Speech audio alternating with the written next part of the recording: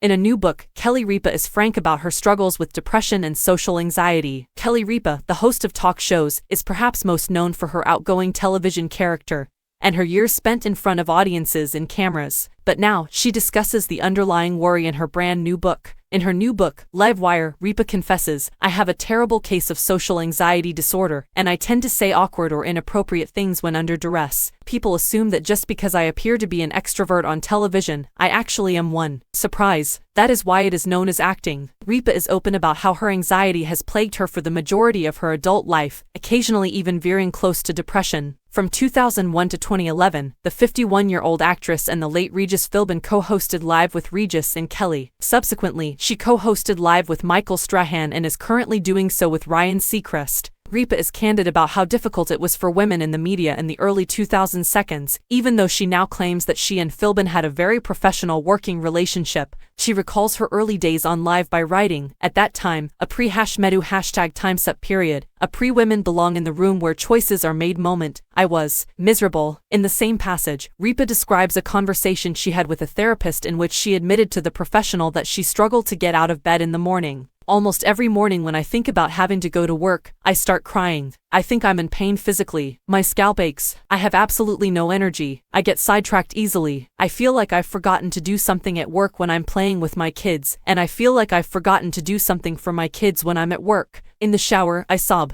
To get to sleep, I cry. In the back, I sob. Sometimes during the show, I want to cry. I sometimes experience breathing difficulties." With a playful self-awareness, Ripa speaks about her challenges, adding, "I doubt whether my low-functioning borderline personality disorder, my high-functioning social anxiety condition, my children may have been impacted by my wanton reckless agoraphobia, unrestrained egomaniacal grandiosity, narcissism that hasn't become cancerous, or my likely undiagnosed ADHD, but they appear to be doing well." All of the psychological problems listed above were self-diagnosed, Ripa notes in the footnote below the asterisk. In a recent interview with Ripa discussed the insights from the book and said that creating boundaries has proven to be quite effective in preventing subsequent mental health disorders, whether they are self-diagnosed or not. Ripa told Rachel Smith, "We are educated to say, 'Oh, I'm so sorry, let me see what we can do, let me devise a way to work things out. To make things uncomfortable for me so that you may get the intended result, I'm going to twist myself into a pretzel.' I had focused for 10 years on my marriage, my career, my upbringing, and all the things I wanted to change about myself," she says, adding that she and her husband, Mark Consuelos, still had disagreements over couples counseling. Her marriage is still solid, though. According to Ripa tells "I actually think of this book as a love letter to Mark. I wrote the book with him in mind because he has truly been by my side for the majority of my adult life. In addition to being an excellent husband and parent,